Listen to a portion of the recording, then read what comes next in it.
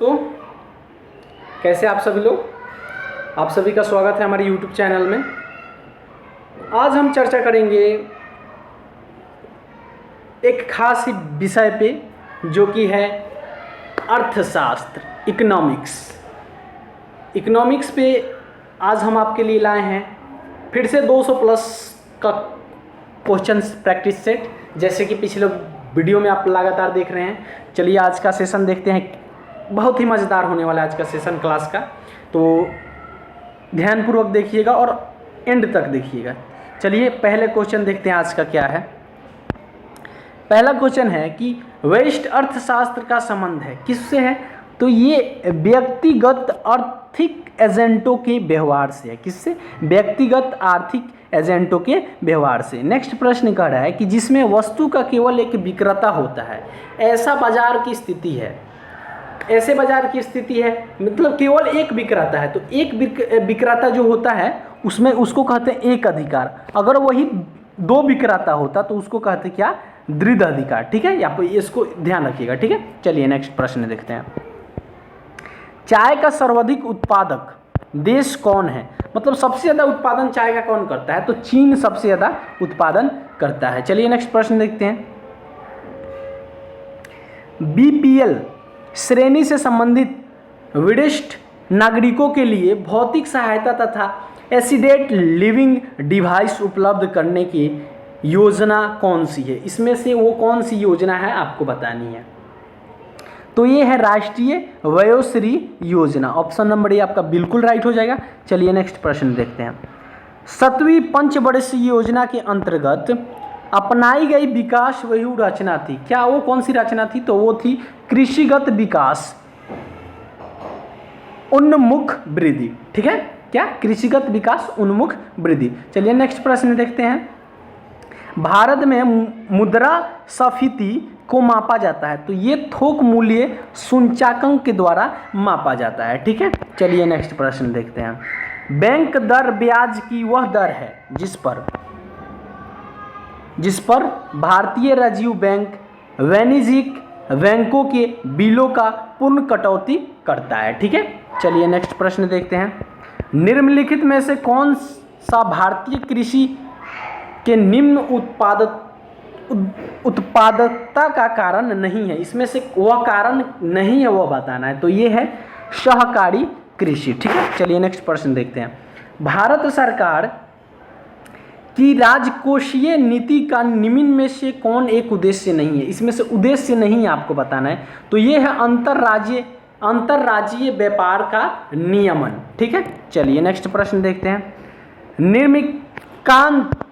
निम्नलिखित में कौन भारत सहकारी कृषि के विचार के समर्थक नहीं थे, मतलब इसके विरोध थे? तो वो चरण सिंह थे। कौन थे? चरण सिंह। ये आपका जवाहरलाल नेहरू, लाल बहादुर शास्त्री, अबुल कलाम आज़ाद, ये आपके विरोध नहीं थे, इसके समर्थक थे। और समर्थक कौन नहीं थे, विरोधी कौन थे? तो वो चरण सिंह थे। ठीक है, ध्यान रखिएगा इस चीज़ को। चलिए नेक्स्ट प्रश्न देखते हैं। 12वीं पंचवर्षीय योजना की अवधि है, मतलब जो 12वीं पंचवर्षीय योजना था उसका अवधि कितने साल का था? तो उसका अवधि 5 साल का था। तो कब से कब का था ये भी देख लेते हैं। तो ये आपका था 2012 से 17 तक। कब तक? 2012 से 17 तक था। चलिए, आर्थिक नियोजना एक विषय है, किस चीज़ का ये विषय है? तो ये समावृत्ति सूची में। ठीक है, ये इसका विषय क्या है? समावृत्ति सूची में। ठीक है, चलिए नेक्स्ट प्रश्न देखते हैं। निम्न में से कौन सा एक आर्थिक वृद्धि का परिचायक है? क्या बताना है? आर्थिक वृद्धि का परिचायक है। तो इसका आपका उत्तर हो जाएगा कि वास्तविक प्रति व्यक्ति आय में सुस्थिर वृद्धि। ठीक है, चलिए ये प्रश्न देखिए, ज़्यादा इंपॉर्टेंट प्रश्न है, इसको ध्यान दीजिएगा। इसमें बहुत सारा चीज़ दिया है, एनएनपी, जीएनपी, ये सब क्या होता है ये हम आपको बता देंगे अभी। ठीक है, ध्यान से देखिएगा इस क्वेश्चन को। बोल रहा है शुद्ध राष्ट्रीय उत्पादक एनएनपी क्या है? ये अभी जितना आप देख रहे हैं ना कि ये एनएनपी विदेश, एनएनपी इक्वल टू जीएनपी विदेश से आए, एनएनपी इक्वल टू जीएनपी विदेश से आए, NNP equal to GNP plus मूल्यह्रास, NNP equal to GNP minus मूल्यह्रास, ये जितने भी आप चीज़ देखें ये सब इसका मतलब सूत्र होता है, जिसको हम लोग फुल फॉर्म बोलते हैं। क्या बोलते हैं? सॉरी फुल फॉर्म बोल रहे हैं, फार्मूला होता है, क्या होता है, फार्मूला, सूत्र। तो ये फार्मूला दिया गया है, तो इसका सटीक फार्मूला मतलब सही फार्मूला क्या होता है, तो हम आपको बता दे रहे हैं सही फार्मूला क्या होता है। वही उससे पहले आपको हम फुल फॉर्म बता देंगे। चलिए तो फुल फॉर्म जान लेते हैं। तो एनएनपी का फुल फॉर्म होता है नेट नेशनल, यहाँ लिख देते हैं, ठीक है। इसका फुल फॉर्म होता है नेट नेशनल प्रोडक्ट, क्या, नेट नेशनल प्रोडक्ट, ठीक है। और आपका जीएनपी का होता है, तो ये होता है जीएनपी ग्रॉस नेशनल प्रोडक्ट, क्या होता है, ग्रॉस नेशनल प्रोडक्ट। आपको ये चीज़ ध्यान रखना है, इसका फुल फॉर्म ध्यान रखना है, क्योंकि इसको हम तुरंत रच करेंगे। एक बार आप देख लीजिए, ये होता है नेट नेशनल प्रोडक्ट और ये होता है ग्रॉस नेशनल प्रोडक्ट, ठीक है। चलिए अब हम आपको बता दें कि जो नेट नेशनल प्रोडक्ट होता है यानी एनएनपी, एनएनपी क्या होता है, तो जो एनएनपी होता है ना आपका, एनएनपी जो किसी भी देश का मतलब एक निश्चित समय से, मतलब वो कितने निश्चित समय में किसी देश जो है वो कितना उत्पादित किया है किसी चीज़ को, कितने वस्तु को उत्पादित किया है, कितना सेवाएं जो है अंतिम बाजार में मूल्य किया है, उसका गणन किया जाता है, वही होता है एनएनपी, ठीक है। और आपका जीएनपी क्या होता है, तो जीएनपी होता है कि जैसे कि मान लीजिए कि कोई देश है तो उसके द्वारा जो उत्पादित वस्तुएं हैं और जो सेवाएं हैं उसका कुल मूल्य का सटीक मापन जो होता है ना, वो जीएनपी होता है, यानी ग्रॉस नेशनल प्रोडक्ट, और एनएनपी नेट नेशनल प्रोडक्ट। और एक और हम आपको बता देते हैं साथ में, एक होता है जीडीपी, क्या, जीडीपी। ये क्या होता है जीडीपी, तो जीडीपी होता है ग्रॉस डोमेस्टिक प्रोडक्ट, क्या होता है, ग्रॉस डोमेस्टिक प्रोडक्ट। ये भी कहीं कहीं मिल जाएगा आपको, इसीलिए समझा दे रहे हैं जीडीपी। ये सुने होंगे आप जीडीपी, जीएनपी, तो जीडीपी तो आप लोग ज़्यादा सुने होंगे। इसका मतलब होता है ग्रॉस डोमेस्टिक प्रोडक्ट। तो ये ग्रॉस डोमेस्टिक प्रोडक्ट क्या होता है, ये मतलब किसी भी देश का आर्थिक स्थिति का पता लगाता है, पता लगाया जाता है, किससे, इसका प्रयोग करके, जीडीपी का, ठीक है। और इससे ये पता चलता है कि मतलब किसी भी देश का घरेलू जो उत्पादन है उसको मापा जाता है, मतलब कि कितना हुआ है, ठीक है। और ये किसी भी देश का मतलब बात किया जाए तो ये पूरा साल का मापा जाता है। लेकिन जो हमारा भारत है ना, तो उसका मतलब आपको क्या बताएं, 3 महीने में ही माप लिया जाता है, आकलन कर लिया जाता है। लेकिन जो दूसरे देश हैं उनकी अपेक्षा भारत का मतलब 3 महीने पे तो नापा जाता है। दूसरे देश अपने आर्थिक जो है वो पूरे 1 साल के नापते हैं, 1 साल के जीडीपी निकालते हैं। लेकिन भारत अपना 3 महीना का ही 3-3 महीना पे जीडीपी निकालता है, यानी साल में कितने बार, 4 बार निकालता है। ये आपको ध्यान रखना है, ठीक है। GDP means gross domestic product और NNP means net national product, और आपका जीएनपी मतलब ग्रॉस नेशनल प्रोडक्ट। ये जीएनपी, एनएनपी, जीडीपी सब अलग है। और इसका सूत्र क्या होता है, तो इसका सूत्र होता है एनएनपी का कि GNP minus depreciation, Hindi English में बोलते हैं डिप्रिकेशन यानी मूल्यह्रास। NNP equal to GNP minus मूल्यह्रास, ये आपको याद रखना है। और जीएनपी का सूत्र होता है कि हम आपको बोल दे रहे हैं, लिख नहीं रहे हैं। जीएनपी का सूत्र होता है कि GDP plus income made by citizen, मतलब जो आय है सिटीजन के द्वारा किया गया, ठीक है। और उसमें से माइनस कर दिया जाता है income earn by foreign, foreign मतलब विदेशों द्वारा जो इनकम अर्न किया गया है उसको माइनस कर दिया जाता है, तो आपका जीएनपी निकल जाता है, ठीक है। तो ये मतलब आपका, हम काफ़ी डीपली चले गए थे, इतना डीपली तो ज़रूरी भी नहीं है। आप लोग अगर एक्स्ट्रा में जब हम आपको पूरा इकोनॉमिक्स का जब पार्ट वाइज कराने लगेंगे, अभी तो फिलहाल आप लोग बिहार पुलिस की तैयारी कर रहे हैं, तो आप लोग को क्वेश्चन से मतलब है फोकस करना इतना ही ज़रूरी है। अभी पूरा डीपली जानना जरूरी नहीं है। डीपली जानने के लिए हम आपको एक्स्ट्रा वीडियो बनाएंगे इन सब के लिए, काफ़ी इंपॉर्टेंट चीज़ जो इकोनॉमिक्स का है, GDP, GST, NNP, STC, VAT, ये सब क्या होता है सब हम आपको बताएंगे धीरे धीरे। अभी तो नया चैनल बना है, लाइक वीडियो को ज़रूर कीजिएगा। चलिए नेक्स्ट प्रश्न देखते हैं। भारत में राष्ट्रीय आय की गणना करने का पहला प्रयास किसके द्वारा किया गया था, मतलब जो राष्ट्रीय आय है उसका गणन करने का प्रयास किसके द्वारा सबसे पहले किया गया था, तो सबसे पहले जो हमारे दादा भाई नौरोजी थे ना, वही प्रयास किए थे, ठीक है। अब नेक्स्ट प्रश्न है, जीएसटी किस तरह का कर है, मतलब जीएसटी किस तरह का कर है, तो ये अप्रत्यक्ष कर है। कैसा कर है? अप्रत्यक्ष। और जीएसटी का फुल फॉर्म क्या होता है? Goods and service tax. Goods and service tax. ठीक है, आप इसका फुल फॉर्म ध्यान रखिएगा। चलिए अगला प्रश्न देखते हैं। प्रथम पंचवर्षीय योजना का मुख्य फोकस डैश पर था। मतलब जो प्रथम पंचवर्षीय योजना हुआ था उसका मुख्य फोकस किस पे किया गया था? तो मुख्य जो फोकस था, मतलब मेन फोकस जो उसका एम था वो था कृषि क्षेत्र पर। किस पे था? कृषि क्षेत्र पे। चलिए नेक्स्ट प्रश्न देखते हैं। माल के नियत और आयत के संतुलन को क्या कहा जाता है? इसको व्यापार का संतुलन कहा जाता है। क्या कहा जाता है? व्यापार का संतुलन। चलिए नेक्स्ट प्रश्न क्या है देखते हैं। उत्पादन की प्रति इकाई कुल लागत क्या कहलाती है? देखिए इकोनॉमिक्स में आपको यही सब चीज़ पढ़ने के लिए मिलता है। ठीक है, उत्पादन की प्रति इकाई कुल लागत क्या कहलाती है? मतलब जो उत्पादन का प्रति इकाई है कुल लागत क्या कहलाता है? तो वो आपका कहलाता है औसत लागत। क्या कहलाता है? औसत लागत। ठीक है, चलिए अगला प्रश्न देखते हैं।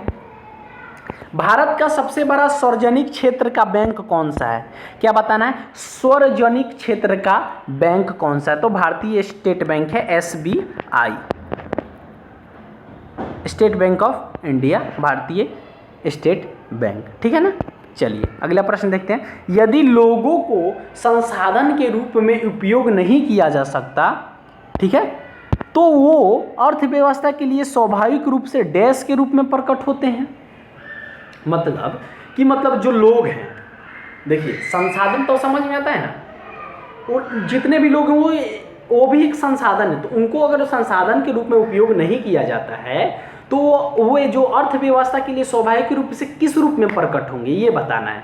तो दायित्व रूप में प्रकट होंगे। किस रूप में? दायित्व रूप में। चलिए, भारत में वस्तु एवं सेवा कर जीएसटी के अधीन आने वाले 4 कर दरें कौन सी है ये बताना है। ठीक है, जीएसटी का फुल फॉर्म भी फिर से बता देते हैं, गुड्स एंड सर्विस टैक्स। ठीक है, क्योंकि आपको याद रहेगा। हम बार बार रिपीट क्यों इसलिए कर रहे हैं कि आपको याद रहेगा। चलिए इसका परसेंटेज में दिया है तो हम परसेंटेज में ही देख लेते हैं। ठीक है, तो आपका हो जाएगा इसमें 5%, 12%, 18% और 28%। चलिए नेक्स्ट प्रश्न देखते हैं। घरेलू मुद्रा के बढ़े मूल्य में कमी को क्या कहा जाता है?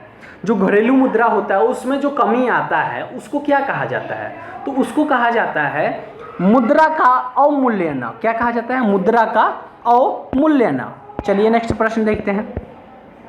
निम्नलिखित में कौन सा कर शुल्क जीएसटी के अंतर्गत नहीं आता है? मतलब जीएसटी के अंतर्गत वो नहीं आता है, आपको ये बताना है। तो स्टाम्प शुल्क जो होता है ना वो जीएसटी के अंदर नहीं आता है। वैट आता है। वैट क्या होता है? वैट का मतलब होता है वैल्यू एडेड टैक्स। वैट का मतलब क्या होता है?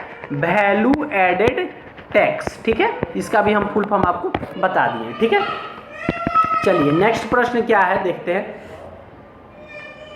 भारत ने किस पंचवर्षीय योजना के दौरान मिश्रित अर्थव्यवस्था का विकल्प चुना?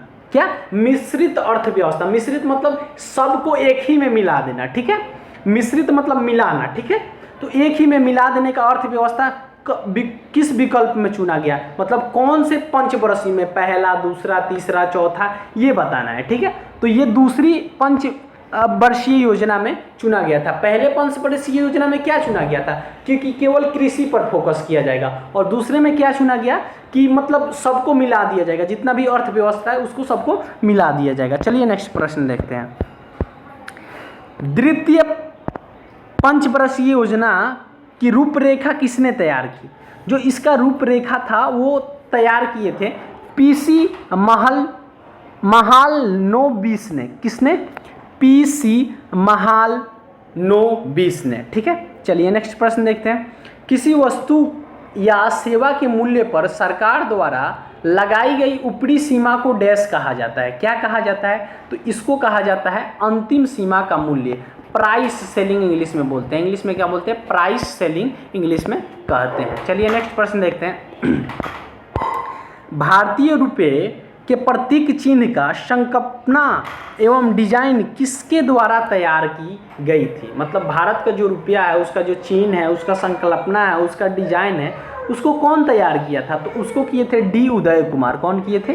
डी उदय कुमार। इस क्वेश्चन को आप लोग ध्यान रखिएगा। क्या करना है? इस क्वेश्चन को आपको ध्यान रखना है, ठीक है। चलिए नेक्स्ट प्रश्न देखते हैं। इनमें से कौन भारतीय रिजर्व बैंक के पहले भारतीय गवर्नर थे? भारतीय रिजर्व बैंक आरबीआई के पहले गवर्नर कौन थे, ये बताना है। तो सीडी देशमुख जो थे पहले गवर्नर थे। चलिए नेक्स्ट प्रश्न देखते हैं। अर्थशास्त्र के संदर्भ में एसएलआर का पूर्ण रूप क्या है? क्या बताना है कि एसएलआर का पूर्ण रूप यानी फुल फॉर्म उसका क्या है, ये आपको बताना है। तो एसएलआर का फुल फॉर्म होता है स्टैट्यूटरी लिक्विडिटी रेशियो। क्या होता है?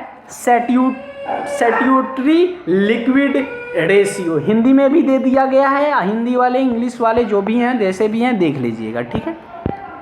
चलिए नेक्स्ट प्रश्न कह रहा है कि इनमें से किस समिति का गठन बैंकिंग क्षेत्र में सुधार हेतु किया गया था? मतलब बैंकिंग क्षेत्र का सुधार करने के लिए इनमें से इनका किस समिति का गठन किया गया था? तो नरसिम्हन समिति का गठन किया गया था। निम्नलिखित में से किस प्रकार की अर्थव्यवस्था में व्यक्तिगत रूप से स्वामित्व वाले उत्पादन के कारक हैं, ये बताना है आपको। तो ये है पूंजीवादी। क्या है? पूंजीवादी। चलिए अगला प्रश्न देखते हैं। भारत में बचत बैंक खाते पर दी जाने वाली ब्याज दर को डैश द्वारा निर्धारित की जाती है। मतलब जो बैंक के खाते में बचत होता है उसका जो ब्याज दर होता है वो किसके द्वारा निर्धारित किया जाता है, ये बताना है। तो ये हमारे संबंधित बैंक, किसके द्वारा? संबंधित बैंक के द्वारा किया जाता है। कार्गो सेवा क्षेत्र की डैश गतिविधियों का एक हिस्सा है। ये कौन सा हिस्सा है? तो ये आपका तृतीय हिस्सा है, तीसरा हिस्सा है, ठीक है। चलिए अगला प्रश्न देखते हैं। अगला प्रश्न क्या है आज का? अगला प्रश्न कह रहा है कि जनसंख्या वृद्धि पॉपुलेशन ग्रोथ के सिद्धांत को किसने विकसित किया? मतलब जो हमारे पॉपुलेशन ग्रोथ का जो सिद्धांत है, थ्योरी है, उसको कौन विकसित किया है? तो उसको विकसित किए हैं मैल्थस ने। कौन किया है? मैल्थस। इंग्लिश हिंदी दोनों में लिख दिया गया है। मैल्थस ने किया है। भारत का अधिकांश विदेशी व्यापार कैसा होता है? जो भारत का अधिकांश विदेशी व्यापार जो होता है ना, वो कैसा होता है? तो वो होता है आपका समुद्री और हवाई मार्गों के माध्यम से। क्योंकि देखिए आपको तो पता है कि जो सड़क होता है, रोड के मार्ग के द्वारा हम लोग नहीं किए जा सकते, क्योंकि दूसरे देशों से जाने के समय बीच में समुद्र आते हैं। तो समुद्र में तो सीधी सी बात है कि समुद्री जहाज चलता है, इससे कर सकते हैं, या हवाई जहाज के द्वारा कर सकते हैं। तो यही तो हमारे माध्यम होते हैं विदेशी व्यापार के लिए, ठीक है। क्षेत्रीय ग्रामीण बैंकों की स्थापना इनमें से किस वर्ष में की गई थी? आपको बताना है क्षेत्रीय ग्रामीण बैंकों की स्थापना किस वर्ष की गई थी। तो ये की गई थी 1975 में। कब की गई थी? 1975 में। इंद्रधनुष 2.0 से संबंधित है। किससे संबंधित है? तो ये आपका सार्वजनिक क्षेत्रक बैंकों का पुनः पूंजीकरण से संबंधित है। चलिए अगला प्रश्न देखते हैं। एक साधारण अर्थव्यवस्था में आय के चक्रीय प्रभाव में निम्नलिखित में से कौन सा तत्व शामिल नहीं है? आपको क्या बताना है कि कौन सा शामिल नहीं है? तो मूल्यह्रास जो है वो शामिल नहीं है। चलिए नेक्स्ट प्रश्न देखते हैं। निम्नलिखित में से कौन सा आर्थिक गतिविधि प्राथमिक क्षेत्र के अंतर्गत आती है? किस क्षेत्र के अंतर्गत? प्राथमिक क्षेत्र के अंतर्गत, प्राइमरी के अंदर, ठीक है। चलिए तो इसका आपका हो जाएगा राइट आंसर ऑप्शन नंबर 1, खनन। क्या? खनन। ये प्राथमिक गतिविधि के अंदर आती है। चलिए अगला प्रश्न है, जनता पार्टी द्वारा किस पंचवर्षीय योजना के समय से 1 वर्ष पूर्व स्थगित कर दिया गया था? तो ये आपका 5वीं जो पंचवर्षीय योजना थी उसके तहत अंतर्गत क्या किया गया था? उसको स्थगित कर दिया गया था। ठीक है, किसी वस्तु की मांग में प्रतिशत परिवर्तन उसकी कीमत में प्रतिशत परिवर्तन से भाग देने पर डैश कहलाता है। मतलब क्वेश्चन समझिएगा पहले, कोई भी वस्तु का जो मांग प्रतिशत का परिवर्तन होता है उसके कीमत में जो प्रतिशत परिवर्तन होता है उसको किससे भाग दिया जाता है और वो क्या कहलाता है ये बताना है। तो वो मांग लोच कीमत कहलाती है। क्या कहलाती है? मांग लोच की कीमत कहलाती है। ठीक है, अगला प्रश्न देखते हैं। भारत में कॉरपोरेट धारणों द्वारा उपयोग किए जाने वाला व्यंजक पत्र सीपी डैश वर्ष में शुरू किया गया था। कब शुरू किया गया था? तो ये 1990 में शुरू किया गया था। 1990 में। कब? 1990 में। चलिए अगला प्रश्न देखते हैं। डैश व्यापार के लिए बाधाओं को काम करने और व्यापार के माध्यम से अंतर्राष्ट्रीय अर्थव्यवस्था में भागीदारी बढ़ने की प्रक्रिया है। तो कौन सी है? तो ये आपका व्यापार एकीकरण है। क्या? व्यापार एकीकरण। आर्थिक विकास का एक अच्छा संकेतक डैश में निरंतर वृद्धि है। किस में निरंतर वृद्धि है? जीडीपी में या एसटीसी में या जीएसटी में या वैट में, वीएटी जिसको बोल रहे हैं। तो ये आपका जीडीपी में है। सबका फुल फॉर्म आपको बता दिए थे। यहाँ एसटीसी का बता देते हैं। एसटीसी का होता है स्टेट ट्रेडिंग कॉरपोरेशन। क्या होता है? State trading corporation. चलिए नेक्स्ट प्रश्न देखते हैं। नेक्स्ट प्रश्न कह रहा है कि 11वीं पंचवर्षीय योजना। देखिए जितने भी पंचवर्षीय योजना है उसको आपको ध्यान से रखना है, क्योंकि पंचवर्षीय योजना से बार बार क्वेश्चन पूछता है। अभी देख चुके होंगे कि आपको लगभग 8 से 10 पंचवर्षीय योजना पर ही क्वेश्चन आए। अब यहाँ 11वीं पंचवर्षीय योजना में डैश से संबंधित कारीगरों को marketing support and services scheme द्वारा सहयोग दिया गया था।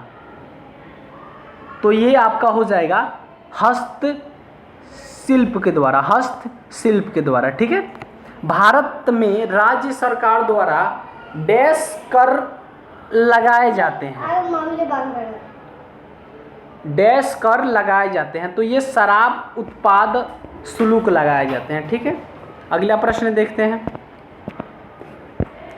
भारत में उतराकृत विनिमय दर प्रबंधन प्रणाली LERMS जिसको कहा जाता है, ठीक है, की स्थापना किस वर्ष में की गई थी?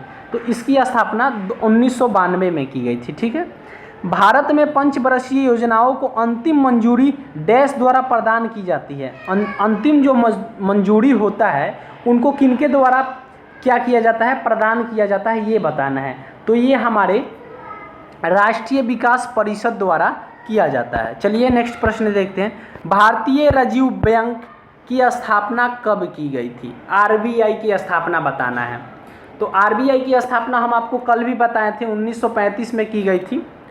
आप मेरा पिछला वीडियो देखे होंगे जिसमें हम आपको वर्तमान में कौन क्या है जिस पर वीडियो बनाए, तो उसमें हम आपका RBI के निर्देशक कौन है उसको वो बताए थे। साथ में स्थापना कब हुई थी, उसका फुल फॉर्म क्या है, ये सब बताए थे।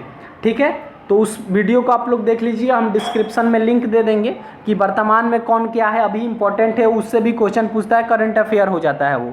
ठीक है, अगला प्रश्न देखते हैं।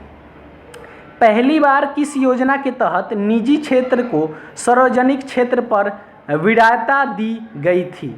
तो ये दी गई थी आपको 7वीं पंचवर्षीय योजना। आपको हम बार बार बता रहे हैं कि पंचवर्षीय योजना का जितना भी प्रश्न है ये आपको ध्यान रखना है, क्योंकि इससे आपको बार बार क्वेश्चन पूछ रहा है। आप यहाँ भी देख सकते हैं और एग्जाम में भी पूछेगा।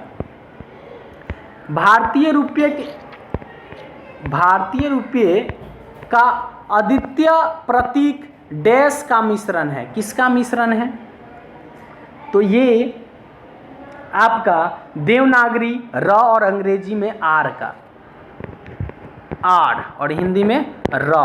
ठीक है, और इसको हम लोग रुपया को ऐसे भी चिन्हित करते हैं, मतलब चिन्हित बता रहे हैं, ऐसे करते हैं। ठीक है, ऐसे करते हैं या ऐसे करते हैं। ठीक है, चलिए नेक्स्ट प्रश्न देखते हैं।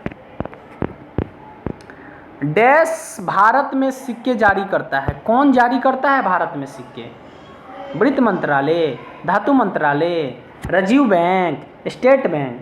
तो ये हमारा वित्त मंत्रालय जो है वो क्या करते हैं, भारत में सिक्के जारी करवाते हैं। ठीक है। आर्थिक विकास आमतौर पर डैश से जुड़ा होता है, किससे जुड़ा होता है, तो ये आपका मुद्रास्फीति से जुड़ा होता है। चलिए अगला प्रश्न देखते हैं। यूपीआई एक ऐसा प्रणाली है जो एक ही मोबाइल एप्लीकेशन में कई बैंकों खाता शक्ति प्रदान करती है। यूपीआई का फुल फॉर्म क्या है? यूपीआई आप सभी देखते होंगे कि आपसे पूछा जाता है यूपीआई आईडी बता दीजिए आपका क्या है, फ़ोनपे का, ऐसे ही। तो ये यूपीआई बहुत सारे बैंकों में मोबाइल एप्लीकेशन में यूज किया जाता है बैंक खातों के द्वारा।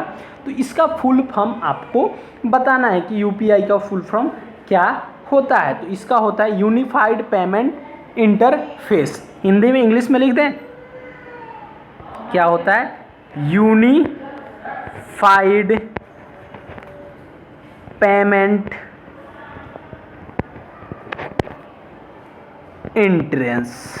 इंटरफेस।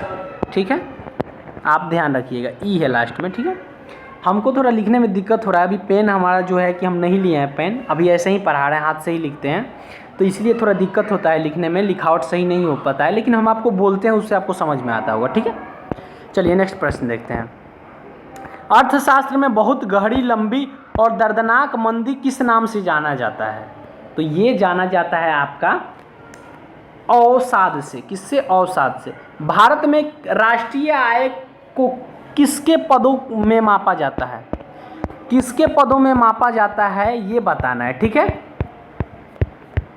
तो ये आपका मापा जाता है साधन लागत पर शुद्ध राष्ट्रीय उत्पाद पर। ऑप्शन नंबर बी आपका बिल्कुल राइट हो जाएगा। चलिए अगला प्रश्न देखते हैं। अंतर्राष्ट्रीय व्यापार में डीपिंग का अर्थ है, डीपिंग का अर्थ बताना है। ठीक है, कि इसका अर्थ क्या है? तो इसका अर्थ है वास्तविक उत्पादन लागत से कम दाम पर माल का निर्यात। ठीक है, अगला प्रश्न देखते हैं। मुद्रास्फीति को अस्थायी रूप से रोकने के लिए निम्नलिखित में से किसका उपयोग किया जाता है? मतलब मुद्रास्फीति को अस्थायी रूप से रोकने के लिए किसका उपयोग किया जाता है? तो ये आपका किया जाता है मुद्रा आपूर्ति में कमी। ठीक है, मजदूरी में वृद्धि का नहीं किया जाता है, कारों में कमी का नहीं, इनमें से कोई नहीं, ये तीनों गलत है। ठीक है, नेक्स्ट प्रश्न देखते हैं। ओ भाई, इससे काहे हो रहा है आज? चलिए नेक्स्ट प्रश्न कह रहा है कि सार्वजनिक या निजी क्षेत्र का वर्गीकरण इस आधार पर किया जाता है। किस आधार पर किया जाता है?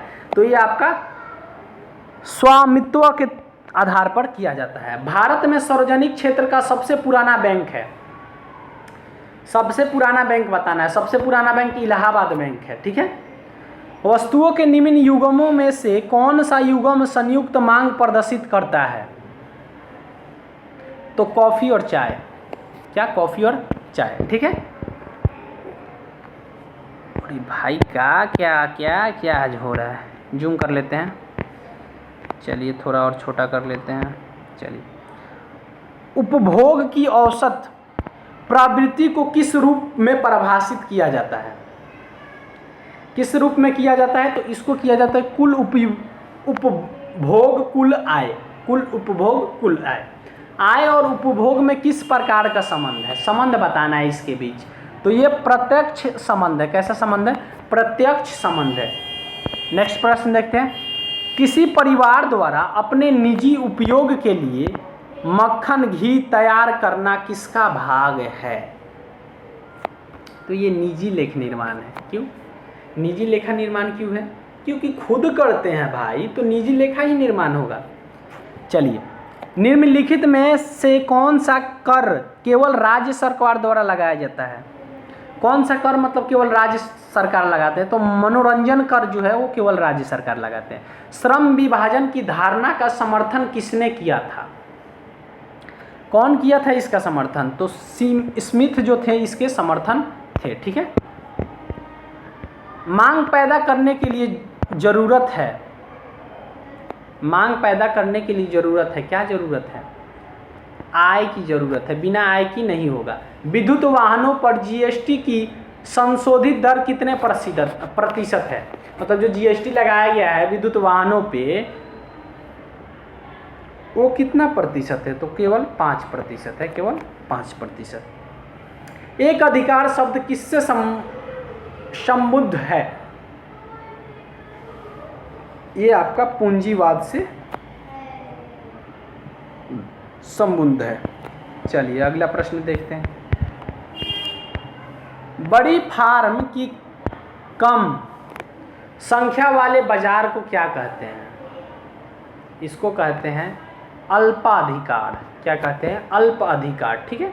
सरकार के व्यय, कराधान और उधार लेने संबंधित नीति क्या कहलाती है? तो ये कहलाती है राजकोषीय नीति। क्या कहलाती है? राजकोषीय नीति। किसने कहा है कि अल्प विधि में उपभोग प्रवृत्ति स्थिर होती है? ये किनिज कहे थे। कौन कहे थे? किनिज ने कहा था। ठीक है। नेक्स्ट प्रश्न देखते हैं। भारतीय रेल का राजस्व में निम्नलिखित में से किसका प्रमुख योगदान रहता है?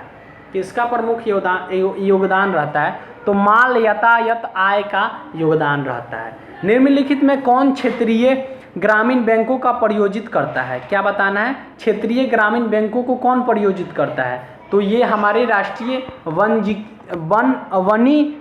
बैंक करते हैं। अल्प ब्याज नीति को और क्या कहते हैं? जो अल्प ब्याज नीति है उसको और किस नाम से जाना जाता है, और या उसको और क्या कह सकते हैं? देखिए इसको दो प्रकार से भी क्वेश्चन पूछ सकता है। ठीक है, कि इसको और क्या कहते हैं, यहाँ पूछा है, और बोल दे कि इसे और क्या कहा जाता है। तो इसे कहा जाता है सस्ती मुद्रा नीति। क्या कहा जाता है? सस्ती मुद्रा नीति। चलिए नेक्स्ट प्रश्न देखते हैं। सूक्ष्म अर्थशास्त्र का संबंध किससे है? क्या बताना है? सूक्ष्म अर्थशास्त्र का संबंध, तो ये आपका व्यक्तिगत यूनिटों से है। व्यक्तिगत यूनिटों से ब्याज दर निर्धारित की जाती है तरलता अधिमान द्वारा। ठीक है। अगला प्रश्न देखते हैं। डेफिट फाइनेंसिंग, इंग्लिश में भी लिखा दिया गया है। डेफिट फाइनेंसिंग का अर्थ है कि सरकार ने डैश से धन अर्जित किया है। इसका अर्थ क्या है? किससे धन अर्जित किया है? इसका अर्थ है कि भारतीय राजीव बैंक से वो धन अर्जित किया है। भारत में शेयर बाजार के लिए प्रमुख नियामक प्राधिकरण कौन है? तो ये आपका सेबी, भारतीय प्रतिभूति और विनिमय बोर्ड है। विनिमय बोर्ड। प्रति व्यक्ति आय बराबर क्या होता है? क्या बताना है? प्रति व्यक्ति आय मतलब जितने भी व्यक्ति हैं उनके आय बराबर क्या होता है? ये होता है राष्ट्रीय आय बराबर कुल जनसंख्या। क्या? प्रति, यहां लिख देते हैं हम आपके लिए, छोटा में लिखते हैं। ठीक है ना, थोड़ा प्रॉब्लम है लिखने में, हाथ से लिखने में दिक्कत होता है। प्रति व्यक्ति जो आय होता है इसका सूत्र हो गया आपका राष्ट्रीय आय। ठीक है, राष्ट्रीय आय बटा में कुल जनसंख्या। ठीक है, ये आपका शॉर्टकट में जनसंख्या को जनसा लिख दिए। समझ में आया कि प्रति व्यक्ति आय क्या होता है? कि राष्ट्रीय आय और कुल जनसंख्या। किस देश का आर्थिक विकास किस पर निर्भर है? किसी देश का आर्थिक विकास किस पर निर्भर है?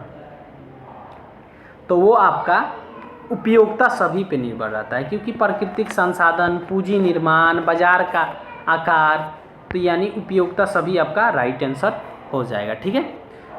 व्यष्टि अर्थशास्त्र और समष्टि अर्थशास्त्र शब्दों का निर्माण किसने किया था?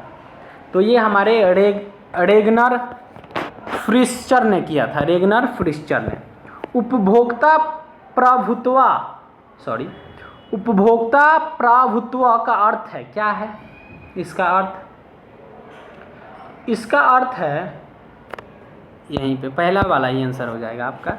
उपभोक्ता अपनी आय की अपनी इच्छा अनुसार व्यय करने के लिए स्वतंत्र है। मतलब कि जो उसका धन है, आय है, वो अपने इच्छा अनुसार खर्च कर सकता है, उसके लिए उसको फ्रीडम है, स्वतंत्र है। ठीक है, ये इसका अर्थ हो जाएगा। नेक्स्ट प्रश्न देखते हैं। गरीबी हटाने के लिए पहली बार किस योजना में जोर दिया गया था? मतलब पहली बार जो गरीबी हटाने का प्रयास किया जा रहा था तो किस पे जोर दिया गया था, किस योजना पे? तो 5वीं योजना पे क्या दिया जा रहा था, जोर दिया जा रहा था। किस पंचवर्षीय योजना का उद्देश्य तीव्र, अधिक समावेशी तथा धारणीय विकास था? 12वीं के, ठीक है।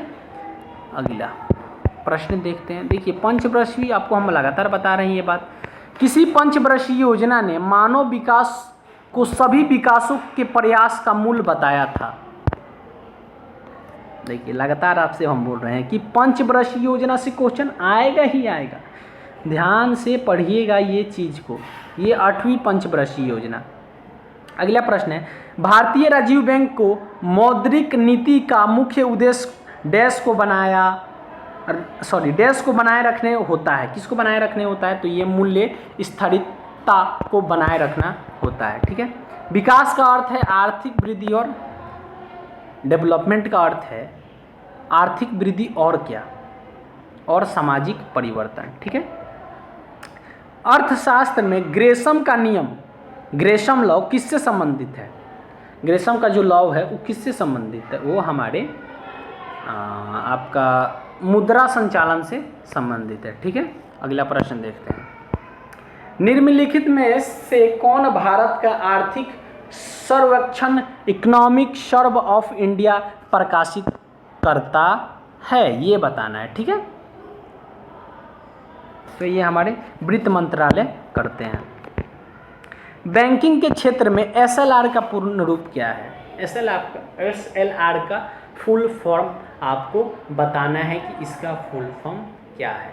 इसका फुल फॉर्म होता है statutory liquidity ratio. Statutory liquidity लिखा है, ये लिक्विडिटी लिखा है, लिक्विडिटी। हम आपको इंग्लिश में लिख देते हैं, थोड़ा हमारा हिंदी में थोड़ा दिक्कत होता है, आप सब समझिएगा, कोई बात नहीं। उससे हम आपको फिर भी प्रयास करते हैं, इंग्लिश भी समझा देते हैं। लिक्विडिटी लिखा है और ये लास्ट में रेशियो लिखा है, ठीक है। ये आपका ऊपर आया हुआ था, SLR डबल क्वेश्चन रिपीट हो गया। देखिएगा क्वेश्चन ये आया हुआ था, निम्न कारण से GNP सकल राष्ट्रीय उत्पादन, GNP समझाए हैं ग्रॉस नेशनल प्रोडक्ट होता है, श्रम की भागीदारी क्रम में है। तो ये आपका कीमतों की तुलना में मजदूरों कम है। क्या? कीमतों की तुलना में मजदूर कम है। चलिए नेक्स्ट प्रश्न कर रहा है कि भारत में मुद्रा एवं साख का नियंत्रण किया जाता है। मुद्रा और साख का नियंत्रण किया जाता है, भारतीय रिजर्व बैंक द्वारा किया जाता है। अगला प्रश्न देखते हैं। भारत में किसने आमदनी पर कर की शुरुआत की थी? आमदनी पर कर की शुरुआत कौन किया था? तो जेम्स विलियमसन ने किया था। चलिए नेक्स्ट प्रश्न, देश में सर्वाधिक समवृद्धि दर प्राप्त की गई थी, किस योजना में की गई थी? तो ये की गई थी 10वीं योजना में, ठीक है। राष्ट्रीय उद्यमिता और लघु व्यवसाय विकास संस्थान स्थित है, कहाँ स्थित है? तो ये हमारा नोएडा में स्थित है। नोएडा कहाँ पड़ता है आपका? नोएडा यूपी में पड़ता है, ठीक है, उत्तर प्रदेश में। आर्थिक विकास सामान्यतया युग्मत होता है स्फीति के साथ, समावेशी समवृद्धि के लिए आवश्यक है। उपयोगिता सभी हो जाएगा, कृषि के पुनरुद्धार के लिए, अघोषणात्मक सुविधाओं का विकास के लिए और शिक्षा व्यवस्था जैसी सामाजिक सेवाओं का के लिए भी उपयोगिता यानी सभी हो जाएगा। ऑप्शन नंबर डी हो जाएगा, ठीक है। मतलब सभी, पूरा जो ऑप्शन दिया है उपयोगिता सभी समझ में आता है, इंग्लिश में बता दे रहे हैं, ऑल ऑफ दीज, ठीक है। THESE लिखा है, ठीक है। जब किसी वस्तु का केवल एक क्रेता तथा एक विक्रेता होता है तब वो डैश स्थिति कहलाती है। कौन सी स्थिति कहलाती है? तो आपका हम पीछे बताए थे, मतलब जब दो हो तो वो द्वि हो जाता है, ध्यान रखिए। तो ये द्विपक्षीय एक अधिकार कहलाता है। अगला प्रश्न देखते हैं। भारत डैश का सबसे बड़ा उत्पादक और उपभोक्ता है। किस चीज़ का सबसे बड़ा उत्पादक है भारत? तो भारत जो है ना जूट का सबसे बड़ा उत्पादक है। पूरे इंटरनेशनल वर्ल्ड वाइड में शेयर होता है जूट हमारे देश से, नंबर 1 पे आता है जूट की खेती में। ठीक है, निम्न में से किस गतिविधि को गोल्ड कलर पेश कहा जाता है? तो गोल्ड कलर पेश पंचभागी को कहा जाता है। उत्पादन के साधनों का निजी स्वामित्व अर्थव्यवस्था का एक विशेषता है, क्या है आपको बताना है? तो ये है पूंजीवादी। ठीक है, अगला प्रश्न देखते हैं। भारत में प्रमुख राज्य कर निम्न में से कौन है? क्या बताना है? भारत के प्रमुख राज्य निम्न में से कौन है? ठीक है, ये बताना है। तो ये आपका हो जाएगा स्टाम्प शुल्क और निबंध। ऑपरेशन फ्लड 2 के निम्न में किससे संबंध है? ये जो ऑप्शन दिया गया इसमें से किससे संबंध है ये बताना है। ऑपरेशन फ्लड 2, ठीक है, ये दुग्ध आपूर्ति के से संबंध है। निम्नलिखित में से कौन सी एक अमूर्त परिसंपत्ति है? कौन है? साख। चलिए अगला प्रश्न देखते हैं। स्टेट बैंक ऑफ इंडिया को किस वर्ष राष्ट्रीयकृत किया गया था? तो ये किया गया था आपको कब किया गया था? 1955 में। कब किया गया था? 1955 में। भारतीय मुद्रा नोटों की छपाई के लिए उपयोग किए जाने वाले सामग्री डैश है, क्या है? तो वो है कापस और कपस के लतों। ठीक है, IFSC यहाँ भी दे दिया, किसका संक्षिप्त रूप है? तो ये आपका Indian financial system code. IFC देखें ना कहाँ दिया रहता है, ध्यान दिए हैं कभी? ये आपका दिया रहता है बैंक का, देखें जिसपे IFC कोड लिखा रहता है वहीं पे दिया रहता है, ध्यान दीजिएगा। इसका हम इंग्लिश में लिख रहे थे, लिख देते हैं इंडियन फाइनेंशियल सिस्टम कोड। ठीक है, ये एक कोड होता है, अलग अलग बैंकों का कोड होता है। आपको बैंक अकाउंट का जो खाता रहता है ना उस पर लिखा रहता है, देखिएगा IFC कोड। ठीक है, अगला प्रश्न देखते हैं। अगला प्रश्न क्या है आज का? राष्ट्रीय ग्रामीण स्वास्थ्य मिशन किस पंचवर्षीय योजना के दौरान शुरू की गई थी? तो ये शुरू किया गया था 10वें पंचवर्षीय योजना के तहत। ठीक है, ऑपरेशन ब्लैक बोर्ड संबंधित है। ऑपरेशन ब्लैक बोर्ड किससे संबंधित है? तो ये प्राथमिक शिक्षा से संबंधित है। राष्ट्रीय ग्रामीण विकास संस्थान स्थित है, कहाँ स्थित है? तो ये आपका हैदराबाद में स्थित है। ठीक है, अगला प्रश्न देखते हैं। विकास निगरानी और मूल्यांकन कार्यालय के तहत संलग्न कार्यालय जो दीर्घकालीन नीतियों की प्रगति की निगरानी करता है, नीति आयोग। ठीक है, भारत में योजना आयोग की स्थापना किस वर्ष हुई थी? 1950 में। भारत में नियोजित विकास का विरोध किसने किया था? तो महात्मा गांधी ने किया था। राष्ट्रीय योजना में रोलिंग योजना की अवधारणा किसके द्वारा पेश किया गया? तो जनता सरकार द्वारा पेश किया गया था। ये 11वीं पंचवर्षीय योजना में सर्वाधिक आवंटन किस क्षेत्र में किया गया है? तो ये ऊर्जा क्षेत्र में किया गया है। भारत में योजना अवकाश की अवधि थी, तो ये आपकी 1966 से 1959 तक थी, 3 साल की अवधि थी। ठीक है, नियोजना में मुख्य क्षेत्र का अर्थ है, रुकिए पहले ऊपर कर लेते हैं फिर देखते हैं। नियोजन में मुख्य क्षेत्र का अर्थ है, क्या है? इसका अर्थ है चयनित बुनियादी उद्योग। चलिए अगला प्रश्न है, परिवहन संचार वाणिज्य किसके अंतर्गत आते हैं? तो ये आते हैं तृतीय गतिविधियां के अंदर। चलिए अगला प्रश्न है, ट्राई निम्नलिखित में से किस क्षेत्र से जुड़ी गई एक नियामक संस्था है? तो ये दूरसंचार से जुड़ी गई एक नियामक संस्था है। भारत में सेवा कर किसकी सिफारिश पर लागू किया गया था? तो सेवा कर आपके हमारे राजा जे चेलिया समिति के सिफारिश पर लागू किया गया था। कर सुधारों पर अपनी रिपोर्ट प्रस्तुत करने वाली नवीनतम समिति को कहा जाता है? तो क्या कहा जाता है? केलेकर समिति कहा जाता है, केलकर समिति, सॉरी। भारत सरकार का कौन सा मंत्रालय भारत की विदेश व्यापार नीति से संबंधित है? तो ये आपका संबंधित है, आपका इसका ऑप्शन नंबर सी राइट होगा, ठीक है ना, वाणिज्य और उद्योग मंत्रालय से। चलिए अगला प्रश्न देख लेते हैं, बता दिए आप, ध्यान दीजिएगा। निम्नलिखित में किस समिति का गठन भारत में शहरी क्षेत्रों में बीपीएल परिवार की पहचान के लिए किया गया था? तो ये किया गया था आपकी हाशिम समिति के लिए, ठीक है। बीपीएल समझ में आता है ना, बिलो पॉवर्टी लेवल, बीपीएल। देखिए आप सब, बीपीएल कार्ड बनता है, बीपीएल मीटर लगता है, ठीक है।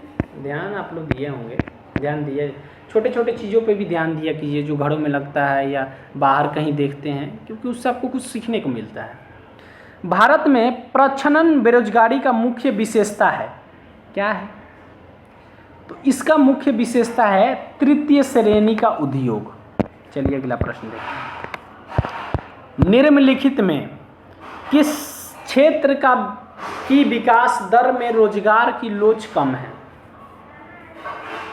तो ये हमारे मिश्रित खेती में है।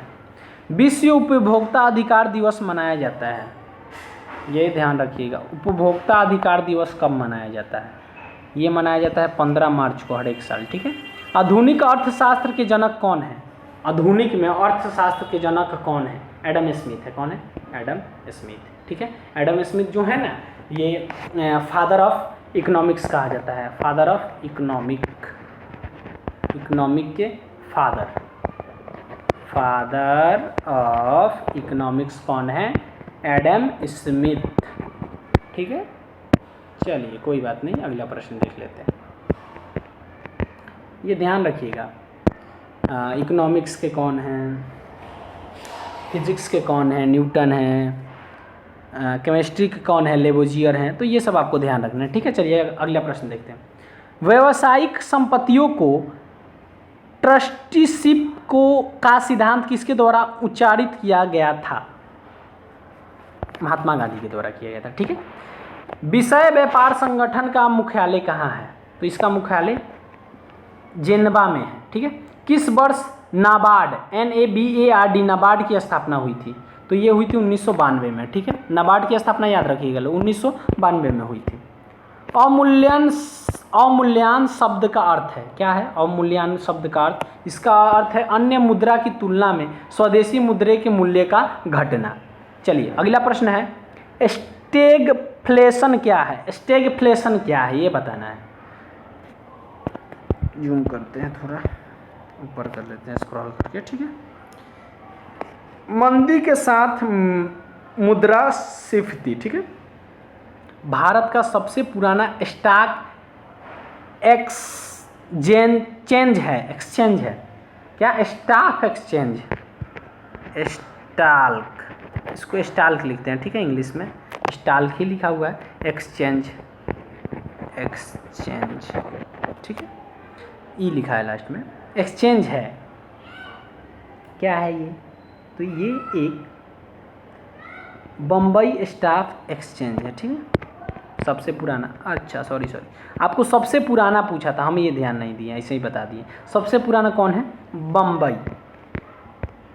किस पंचवर्षीय योजना में जवाहर रोजगार योजना की शुरुआत हुई थी? तो ये हुई थी 7वीं पंचवर्षीय योजना में। देश की आर्थिक वृद्धि का सूचक है, क्या बताना है? देश का आर्थिक वृद्धि का जो सूचक है ना, वो बताना है। तो आर्थिक वृद्धि का सूचक है आपका स्थिर मूल्यों पर सकल घरेलू उत्पाद, ऑप्शन नंबर बी आपका बिल्कुल राइट हो जाएगा। भारत में वर्ष 2000 से पहले निम्न में से कौन सा गरीबी उन्मूलन कार्यक्रम शुरू हुआ था? 2000 के पहले बताना है आपको, सन 2000 साल के पहले। तो उस समय आपका था संपूर्ण ग्रामीण रोजगार योजना। ठीक है, आपको तो पता होगा 2000 में हमारा जो बिहार है उससे झारखंड अलग हो गया था। कौन? झारखंड जो है राज्य वो हमसे अलग हुआ था 2000 ईस्वी में। ये भी आपको ध्यान रखने वाले बातें हैं, बता दे रहे हैं। और बिहार की स्थापना कब हुई थी? 1912 में। ठीक है, ये सब चीज़ें ध्यान रखनी है आपको। और बिहार को मगध, पुराने मतलब बहुत साल पहले मगध के नाम से जाना जाता था। चलिए आज का नेक्स्ट प्रश्न देखते हैं। भारत में हरित क्रांति के संदर्भ, ग्रीन रेवोल्यूशन के संदर्भ में HYVP का पूर्ण रूप क्या है? HYVP का पूर्ण रूप बताना है, फुल फॉर्म पूरा।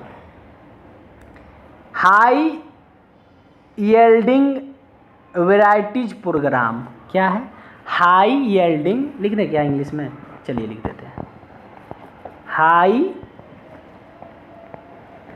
यील्डिंग वेराइटीज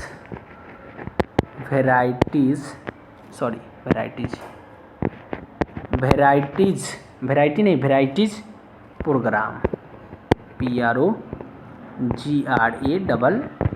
प्रोग्राम है। ठीक है, चलिए नेक्स्ट प्रश्न देखते हैं।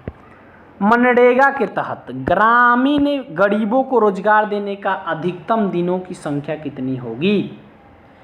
तो ये आपकी होगी 100 दिन की। ठीक है, गाँव में आप देखिएगा तो एक मनरेगा का योजना चलाया गया था।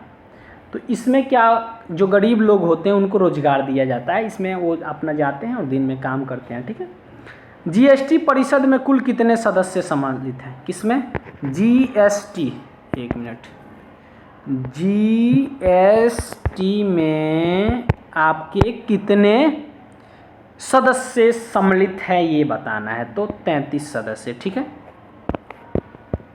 राष्ट्रीय उत्पाद के तहत विद्युत, गैस और जल आपूर्ति को किस क्षेत्र के अंतर्गत शामिल किया जाता है? तो ये आपको द्वितीय क्षेत्र में शामिल किया जाता है। यदि किसी अर्थव्यवस्था में मुद्रास्फीति निरंतर बढ़ रही हो तो केंद्रीय बैंक डैश कर सकता है। क्या कर सकता है? तो वो रेपो दर में वृद्धि कर सकता है। निम्न में से किसका नियंत्रण वित्त बजट में नहीं है? बताना है, बजट में नहीं है। तो साख नियंत्रण। ठीक है, इंदिरा गांधी ने कब भारतीय रुपये अवमूल्यन किए थे? इंदिरा गांधी ने कब भारतीय रुपये अवमूल्यन किए थे? तो ये हमारी की थी आपकी 1966 में। कब? 1966 में। और ये इंदिरा गांधी जो है हमारी प्रथम महिला प्रधानमंत्री भी थी। ये चीज़ आपको याद रखना है, प्रथम महिला प्रधानमंत्री इंदिरा गांधी। प्रथम प्रधानमंत्री कोई पूछे तो जवाहरलाल नेहरू। प्रथम राष्ट्रपति पूछे तो आपका डॉक्टर राजेंद्र प्रसाद। ठीक है, ये सब आपको चीज़ ध्यान रखना है। और ये भी क्वेश्चन पूछेगा अब आने वाले समय, प्रथम आदिवासी राष्ट्रपति जो अभी वर्तमान में हम द्रौपदी मुर्मू हैं। ठीक है, आपका करंट अफेयर का हम सेट बनाए हैं, आपको फिर से बता दे रहे हैं, डिस्क्रिप्शन में लिंक दे देंगे। जो करंट अफेयर अभी वर्तमान में कौन क्या है सब कुछ, मतलब हम आपको पूरा डिटेल में वहाँ पे समझाए हैं। ठीक है, तो आप वीडियो जरूर देखिएगा। चलिए अगला प्रश्न देखते हैं। निम्नलिखित में कौन सा कर राज्य सरकार द्वारा एकत्र और उपयोग किया जाता है? भू राजस्व, राजस्व। बॉम्बे स्टॉक एक्सचेंज को किस वर्ष स्थापित किया गया था? क्या बोल रहा है क्वेश्चन? बॉम्बे स्टॉक एक्सचेंज को किस वर्ष स्थापित किया गया था? 1875 में किया गया था। अब अगला प्रश्न कह रहा है कि बुल और बियर शब्द में उपयोग किया जाता है शेयर बाजार में। ठीक है, केंद्रीय बजट से पहले आर्थिक सर्वेक्षण आमतौर पर डैश पहले प्रस्तुत किए जाते थे, कितने दिन के लिए किए जाते थे पहले? तो पहले किए जाते थे आपका 1 दिन के लिए ना, हाँ 1 दिन के लिए। ठीक है, अगला प्रश्न देखते हैं।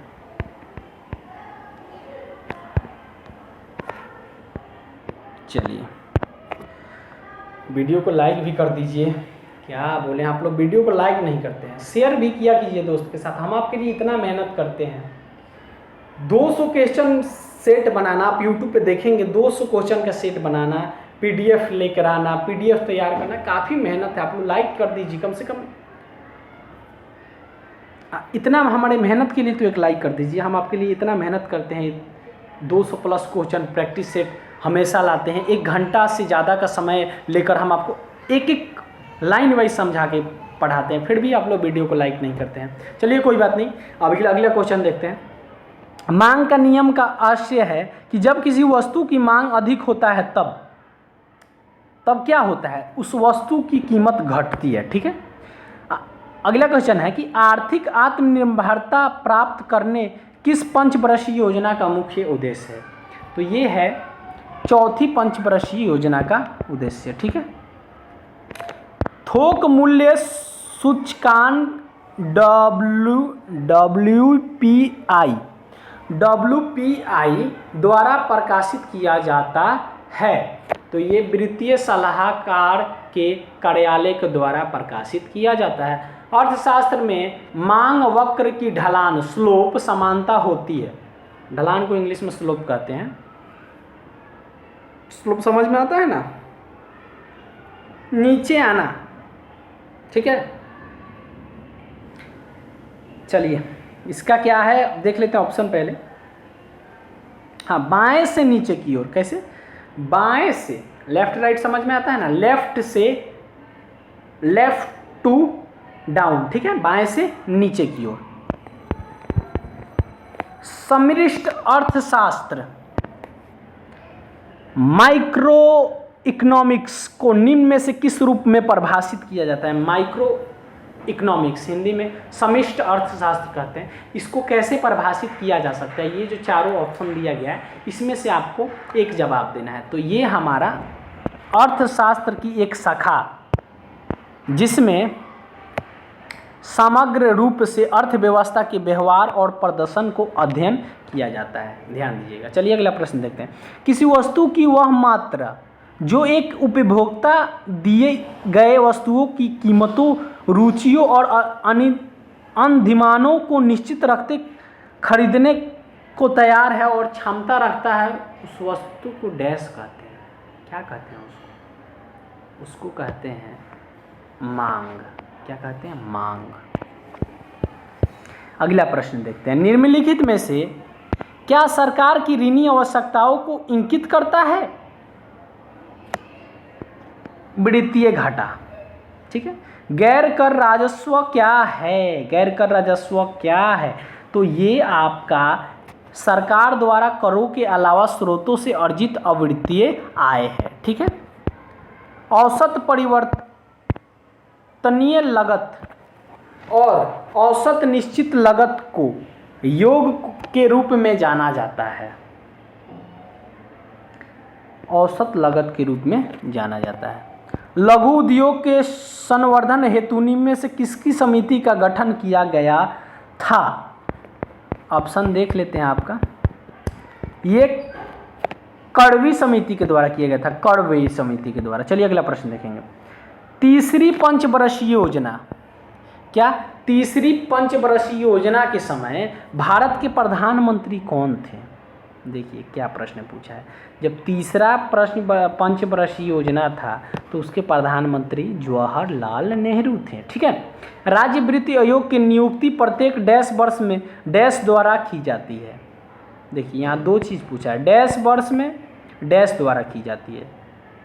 तो ये प्रत्येक साल आपका, प्रत्येक साल नहीं होता है, मतलब प्रत्येक 5 वर्ष में राज्य सरकार द्वारा की जाती है। ठीक है, यहाँ कॉमा छूट गया, आप लोग कॉमा से नहीं, 5 राज्य सरकार नहीं, 5 यहाँ हो जाएगा और क्या हो जाएगा, यहाँ राज्य सरकार हो जाएगा, स्टेट गवर्नमेंट। ठीक है,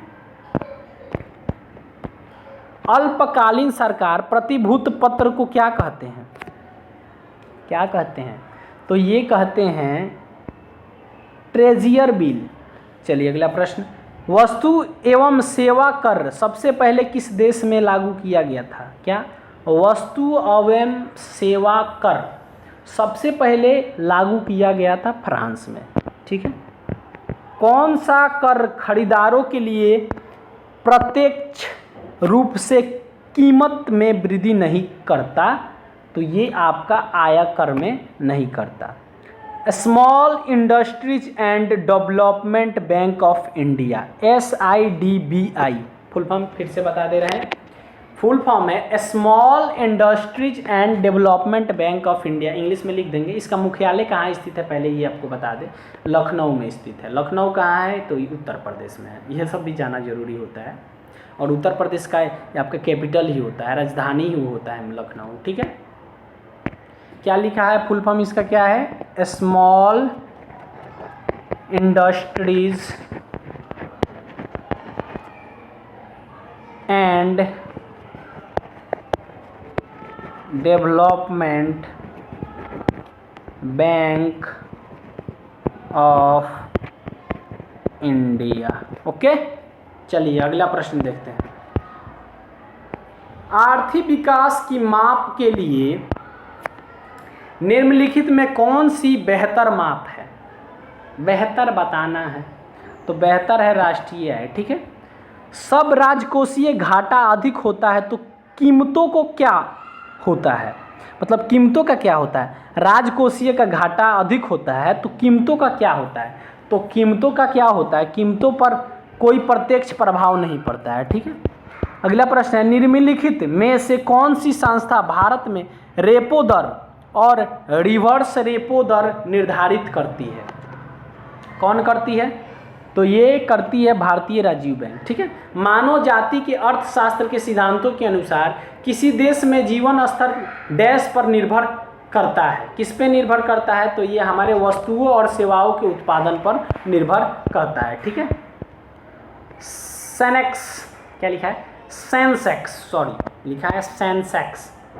किससे संबंधित है? गौर करिएगा, SENSEX, सेंसेक्स किससे संबंधित है? तो ये आपका संबंधित है शेयर बाजार से। उल्टा पुल्टा मत सोचिएगा, ये शेयर बाजार से संबंधित है। जो शेयर बाजार यूज करते होंगे उनको पता होगा। भारत की जनसंख्या में निरंतर वृद्धि से निम्नलिखित के डैश विकास में गंभीर अड़चनें आई हैं। ऑप्शन देखते हैं पहले क्या है। ठीक है। तो ये सामाजिक आर्थिक पे आइए। क्या? सामाजिक आर्थिक पे। ठीक है। मांग का नियम किस पर आधारित है? जो मांग का नियम है ना वो किस पे आधारित है आपको बताना है। तो ये हमारे क्या लिखा है देख लेते हैं। उपभोक्ता की प्राथमिकता पर आधारित, ऑप्शन नंबर डी बिल्कुल राइट हो जाएगा। एक अगत का डैश प्रति इकाई अगत में परिवर्तन के कारण जो निगर्त में परिवर्तन होता है, जब कभी सभी अन्य अगत स्थिर रखे गए हो तो कहा जाता है। तो क्या कहा जाता है? तो सीमांत उत्पाद कहा जाता है। ठीक है। अगला प्रश्न, अल्पकालीन औसत लागत वक्र डैश आकार के होते हैं। जो अल्पकालीन औसत लागत जो होता है ना वो U आकार में होता है। किस आकार में? U आकार में होता है, U आकार में। ठीक है, ध्यान रखना है। वे वस्तुएं जिनके लिए मांग उपभोक्ता की आय की विपरीत दिशा में बढ़ती है क्या कहलाती है? तो वो हमारा कहलाती है स्थानापन्न वस्तु। ठीक है। यदि एक कीमत पर बाजार आपूर्ति बाजार मांग से अधिक है तो उस कीमत पर, एक मिनट, बाजार डैश कहलाती है। तो वो कहलाती है अधिपूर्ति। ठीक है। नगद आरक्षित अनुपात CRR की गणन प्रत्येक बैंक के डैश के प्रतिशत के रूप में की जाती है। तो ये की जाती है शुद्ध मांग और समय के देताओं के रूप में की जाती है। सॉरी एक मिनट फिर से प्रश्न देखते हैं क्या बोल रहा है। शुद्ध मांग और समय देताओं नहीं, ये हाँ, यही आपका राइट आंसर होगा, शुद्ध मांग और समय देता हो। ठीक है, कोई बात नहीं। अगला प्रश्न देखते हैं। डैश के घाटे को विदेश से प्राप्त निकल पूंजी प्रभाव से वित्त पोषित किया जाता है। इस प्रकार पूंजी खाता अधिकीय से पूंजीगत लेखा से, ठीक है, बिना बीमा आयोग अथवा अनिश्चितता जोखिम है, फैशन में परिवर्तन पर जोखिम है। निम्नलिखित में से कौन सा भुगतान संतुलन के अंतर्गत एक खाता नहीं है? क्या बताना है? भुगतान संतुलन के अंतर्गत एक खाता नहीं है, ये बताना है। ठीक है, तो ये आपका पूंजीगत खाता हो जाएगा। संदेश सेवा किस क्षेत्र के अंतर्गत आता है? तो ये आपका तृतीय क्षेत्र के, तृतीय क्षेत्र के अंतर्गत आता है। तटस्थता वक्र क्या दर्शाता है? तो ये हमारा दो वस्तुओं से प्राप्त संतुष्टि को दर्शाता है। इको मार्क उन भारतीय उत्पादों को दिया जाता है जो, किनको दिया जाता है? Eco mark. तो इको मार्क दिया जाता है पर्यावरण के प्रति मैत्रीपूर्ण हो, उन्हीं को दिया जाएगा। अगला प्रश्न है, विनिमय दर देशी वस्तु के रूप में विदेशी वस्तुओं की सापेक्ष कीमत है। तो ये कृत्रिम है। क्या है? कृत्रिम है। चलिए अगला प्रश्न देखते हैं। अर्थशास्त्र में बहुत गंभीर, लंबी और कष्टदायक मंदी को डैश कहा जाता है। मतलब बहुत गंभीर और लंबी कष्टदायक जो मंदी होता है उसको क्या कहा जाता है? तो उसको कहा जाता है अवसाद कहा जाता है। ठीक है, अगला प्रश्न देखते हैं क्या है। अगला प्रश्न कह रहा है कि केंद्रीयकृत योजना बुद्ध अर्थव्यवस्था के अंतर्गत उस अर्थव्यवस्था के सभी महत्वपूर्ण क्रियाकलापों की योजना बनाती है। क्या बनाती है? तो ये हमारे सरकार का अर्थव्यवस्था के सभी महत्वपूर्ण क्रियाकलापों की योजना बनाती है। अगला है सेनभेट। अगला क्या है? सेनभेट का संबंध किससे है? CENVAT। इसका संबंध किससे आपको बताना है? तो इसका संबंध उत्पाद शुल्क से है। चलिए अगला प्रश्न देखते हैं। भारत में संगठित मुद्रा बाजार का अत्यधिक अस्थिर भाग है, किसका है? तो ये हमारा याचना मुद्रा बाजार का है। चलिए अगला प्रश्न क्या कह रहा है? बाजार नियम किसने प्रस्तुत किया था? जो बाजार नियम है, मार्केटिंग लॉ, वो किसने किया था? तो वो हमारे JB से ने किया था। चलिए अगला प्रश्न देखते हैं। सूक्ष्म लघु, क्या? सूक्ष्म लघु और माध्यम उद्यम विकास अधिनियम किस वर्ष पारित किया गया था? मतलब किस साल लागू हुआ था ये बताना है। तो ये 2006 में लागू हुआ था। बहुत बड़ा टिक मार देना है जी, 2006 में लागू हुआ था। चलिए, उत्पादन के बढ़े हुए स्तर से प्राप्त लागतों में अनुपातिक बचत को आप क्या कहते हैं? जो हमारा किसी भी चीज़ का उत्पादन में जो स्तर बढ़ता है उसका लागत जो होता है, उसके अनुपातिक जो बचत होता है, उसको आप क्या कहते हैं ये बताना है। तो उसको हम लोग कहते हैं पैमाने का अर्थशास्त्र। ठीक है, निम्नलिखित में से कौन सा सार्वजनिक सामान का एक विशेषता है ये बताना है। यहीं पे आपका B नंबर ऑप्शन आंसर हो जाएगा। एक व्यक्ति के उपभोग से दूसरे व्यक्ति के उपभोग पर कोई प्रभाव नहीं पड़ता है, ये सार्वजनिक सामान का एक विशेषता है। ठीक है, अगला प्रश्न देखते हैं। अगला प्रश्न कह रहा है कि, एक मिनट, ओ भाई क्या क्या हो रहा है। अगला प्रश्न कह रहा है कि बेरोजगारी व्यापार चक्र में आर्थिक गतिविधियां में बदलाव के साथ डैश होती है। क्या होती है? तो आपका संरचनात्मक बेरोजगार व्यापार चक्र में आर्थिक गतिविधियों का बदलाव के साथ होती है। यहाँ पे क्या आ जाएगा आपका? क्या है देख लेते हैं। संचरात्मक है। ठीक है, निम्नलिखित में से किस प्रकार के बैंक खाते पर खाता धारक का कोई ब्याज नहीं मिलता है? मतलब कि किसी प्रकार का उसका ब्याज नहीं मिलता है।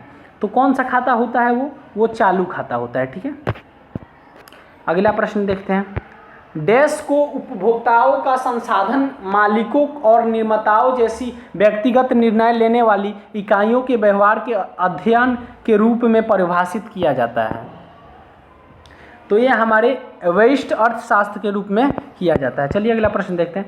जब भारतीय रुपये का अवमूल्यन होता है तो भारतीय नियत होता है, क्या होता है? तो ये हमारे नियत सस्ता हो जाता है उस समय, ठीक है। अगला प्रश्न देखते हैं। निम्नलिखित में से कौन सी संस्था रोजगार और बेरोजगार पर संरक्षण करती है? तो राष्ट्रीय नमूना संरक्षण संगठन जो है वही बेरोजगार पर संरक्षण करती है, उसका देखभाल करती है। जब एक अर्थव्यवस्था मुद्रास्फीति का सामना कर रही है तो देश का केंद्रीय बैंक क्या करेगा?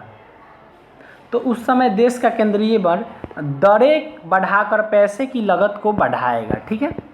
अगला है, एक फर्म के मूल्य वर्धित का गणन के डैश रूप में किया जाता है। तो ये फर्म के उत्पादन का मूल्य में से फर्म द्वारा प्रयुक्त मध्यवर्ती वस्तुओं को घटा लिया जाता है। क्या? फर्म के उत्पादन मूल्यों में से फर्म द्वारा प्रयुक्त मध्यवर्ती वस्तुओं का मूल्य को घटा लिया जाता है, तब जाके फर्म का मूल्य वर्धित का गणन निकलता है, ठीक है। भारत में पंचवर्षीय योजना के प्रमुख उद्देश्य क्या थे? जो पंचवर्षीय योजना था उसका प्रमुख उद्देश्य क्या था? उसका प्रमुख उद्देश्य था समृद्धि, आधुनिकीकरण, आत्मनिर्भरता तथा समानता। यहीं तक रहने देते हैं, एक और दो क्वेश्चन देख लें। चलिए एक और दो क्वेश्चन देख ही लेते हैं। अगला प्रश्न क्या है? मांग के नियम के अनुसार किस वस्तु के लिए उपभोक्ता की मांग डैश होनी चाहिए? तो ये होनी चाहिए वस्तु की कीमत से प्रतिलोमत संबद्ध। शिशु, किशोर और तरुण के अंतर्गत आने वाले ऋण के प्रकार हैं। तो ये प्रधानमंत्री मुद्रा योजना के तहत है। औद्योगिक क्षेत्र पर नीति के प्रभाव की पहचान करने के लिए एक अच्छा संकेतक क्या है? तो एक अच्छा संकेतक है सकल घरेलू उत्पाद में उद्योग क्षेत्र में हिस्सेदारी में वृद्धि, ठीक है। आत्मनिर्भरता का सूचक क्या है? तो आत्मनिर्भरता का सूचक है कि उन वस्तुओं के आयात से बचना जिनका उत्पादन देश में किया जा सकता है, ठीक है। आधुनिक तकनीक के उपयोग से उच्च विकास दर और अर्थव्यवस्था की आत्मनिर्भरता तभी प्राप्त की जा सकती है जब अधिक समृद्धि का लाभ गरीबों तक पहुंचे, तभी की जा सकती है। अगला प्रश्न है, जब कुल उपयोगिता अधिकतम हो जाती है तो सीमांत उपयोगिता क्या हो जाती है? तो शून्य हो जाती है। कर उतने ही निश्चित है जितनी मृत्यु, क्योंकि देखिए कितना अच्छा प्रश्न है। कर उतने ही निश्चित है जितना मृत्यु, क्योंकि वे सरकारी राजस्व के प्रमुख स्रोत का गठन करता है, ठीक है। प्राकृतिक प्रक्रियाएं के माध्यम से एक वस्तु का उत्पादन भारतीय अर्थव्यवस्था के किस क्षेत्र से संबंधित गतिविधियां हैं? तो ये आपका प्राथमिक है, ठीक है। यहीं तक रहने देते हैं आज का। वीडियो को लाइक ज़रूर कीजिएगा और सब्सक्राइब भी कर लीजिएगा, दोस्तों के साथ शेयर करना ना भूलिएगा। चलिए आज का सेशन ख़त्म होता है।